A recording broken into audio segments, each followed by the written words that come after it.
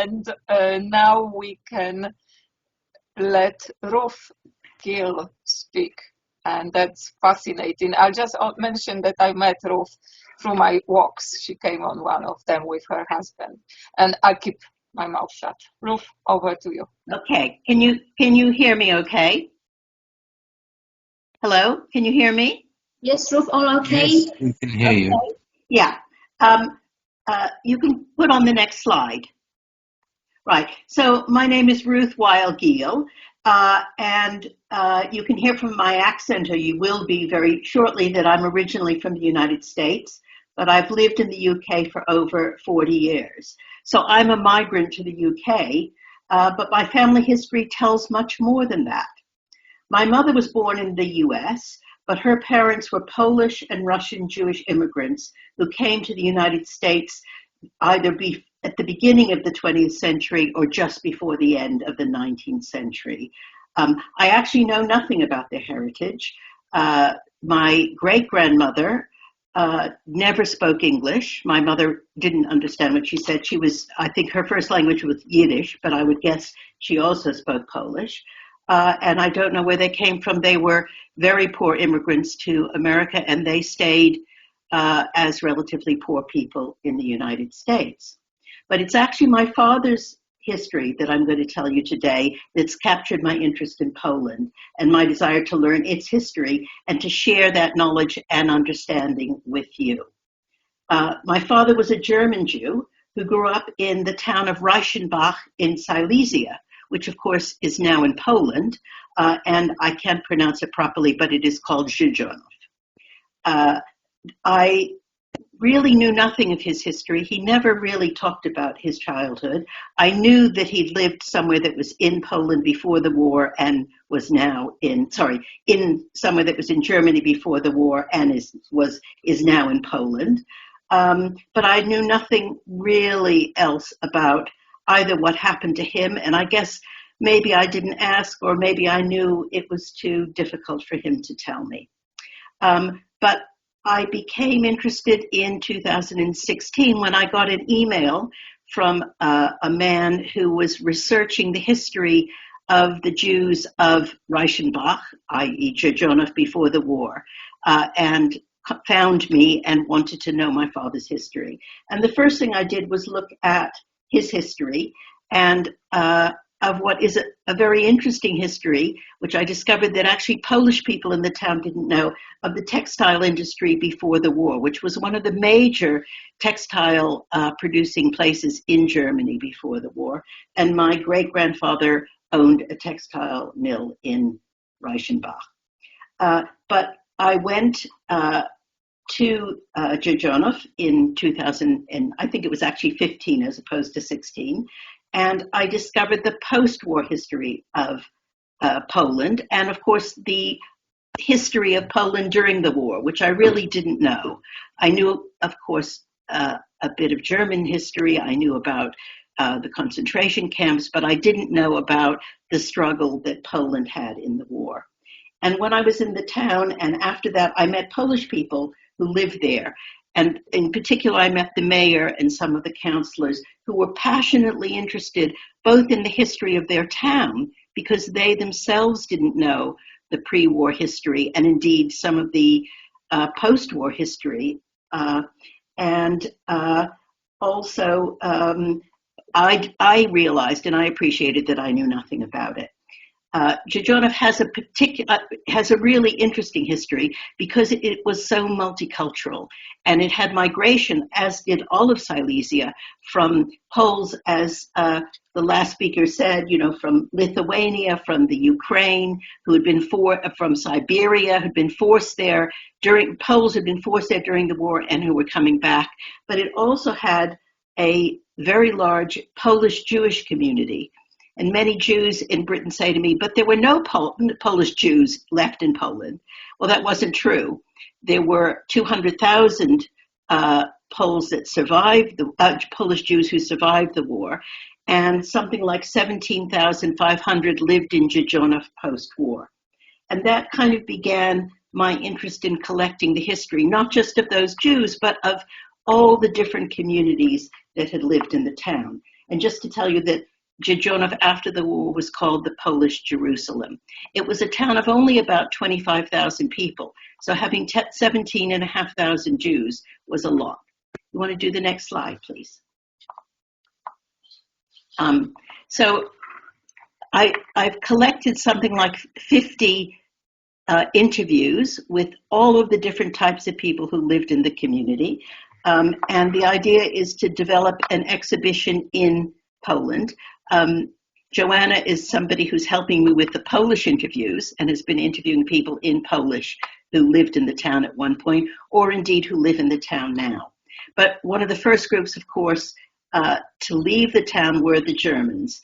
And the Germans left, really started to leave just before the end of the war, up until about 1946, 47, when really they had all left. And they have very different stories about what happened to them. They were all effectively forced to leave, really with taking almost nothing with them.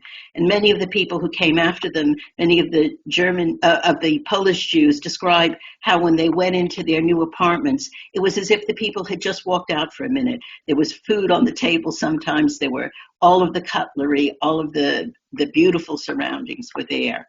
I've put up a few pictures here, two of the people who we interviewed. Some of them, by the way, also saw the death march from Auschwitz that went through the town. The picture on the right-hand side is of the Germans who were allowed to just take one basket sometimes, or one wagon load of things with them.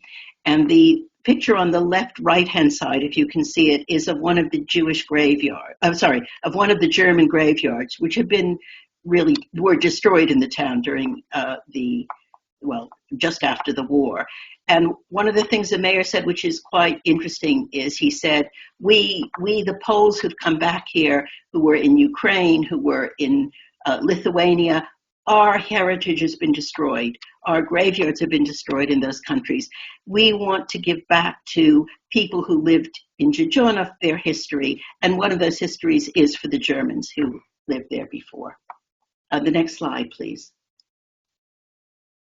And then this is the Jewish community that came after the war, which I said was 17,500 strong in 1947, and it decreased after that. But there was a Yiddish theater, there were 2 Yiddish newspapers, there was a Jewish school, and there was a large community center which had plays, and there were a number of famous singers who came from Dzierżoniów who sang. And what was interesting was it was a real flowering of culture at that time.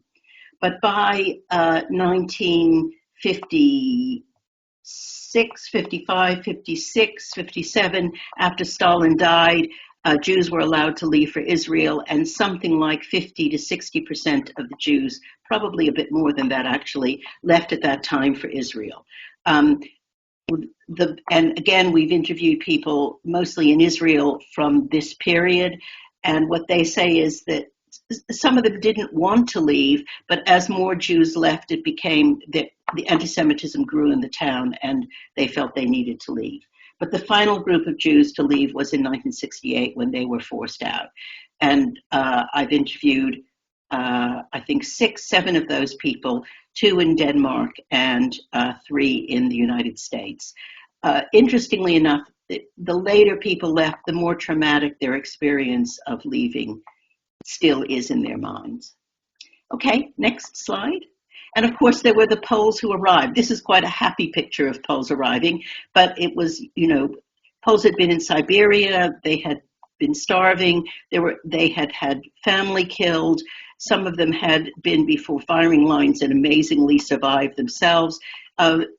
These are difficult stories to tell, and as difficult as any of the other stories that have come out. And it's important to tell those stories because I think those are stories that people don't appreciate outside of Poland, and those stories need to be told. Next slide. And then I kind of discovered at the last minute another group who had been not just in Dzierżoniów, but in Poland, and indeed some are still in Poland. And these were people escaping the Greek Civil War. Many of them were children, some of them as young as 2, who came without their families in groups of children. There were, across Eastern Europe, there was something like 15,000, but in Poland there were 3,000.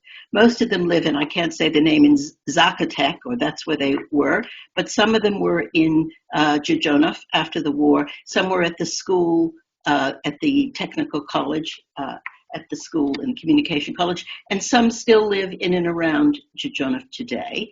Some of them, it's interesting, they say when they arrived, they didn't identify as Greek or Macedonian, but over time they began to identify that way. And the ones I found to date are indeed people in Macedonia now, and who still live in and around Dzierżoniów. And then there's another group in the 20th century, because we're looking at the 20th century, that are the Solidarity supporters, some of whom had to leave Poland at that time from Dzierżoniów, went to America and one to Germany, and some who were imprisoned but now live in Dzierżoniów again. And they tell very interesting stories of how they cleverly got the message across to people about solidarity, and actually turned the police against people who inadvertently had leaflets in their hands just because they were given them outside the factory gates, but got politicized because they were beaten up for that. Next slide. I think in terms of the exhibition, there are some really important messages that not just I, but all of us who are organizing the exhibition and the town want to get across. And one is that Dzierżoniów, and indeed Silesia, is a place of refugees. Everybody who's there wasn't there in 1945. And that's really important to understand, that the issue of refugees is not a new one. It's an issue that's been around. And the story of migration isn't one to be scared of, it's one that builds strength. And also, now, the town is no longer multicultural. If you went there, you would think this is a Polish town like any other Polish town. But if you look at it across time, it has a very multicultural history. And it's a history that needs to be appreciated and valued. It has a history of music, dance, languages, and it's worth sharing. The third thing is about its industrial history. A lot of the early industry, like the textile industry, the machinery went to Russia, they took stuff away, and the history has pretty much been lost. And it's a really important place and an important history to value. And finally, of the people we've interviewed, many of them suffered serious trauma. Of course, many of them are elderly now and have families, and they have grandchildren. They're very keen to go back and show their grandchildren where they lived and what happened, and to be able to share their experiences now that the trauma is a little bit less stressful today. Final slide. So just to talk a little bit about the exhibition, which we hope to put on, Dzierżoniów has one really key thing of interest, which is that it was the home of the Diora radio and television factory, and it was the major employer until it closed in the 1960s. And we're hoping in the exhibition to use the radios, and there's a vast collection of beautiful radios to both experience the languages, and there's something like 15 different languages that either people spoke before they came to Dzierżoniów, while they were in Dzierżoniów, or post-Dzierżoniów, and to, in a sense, appreciate the experience, what's both lost and gained in the town. And that's it. Thank you.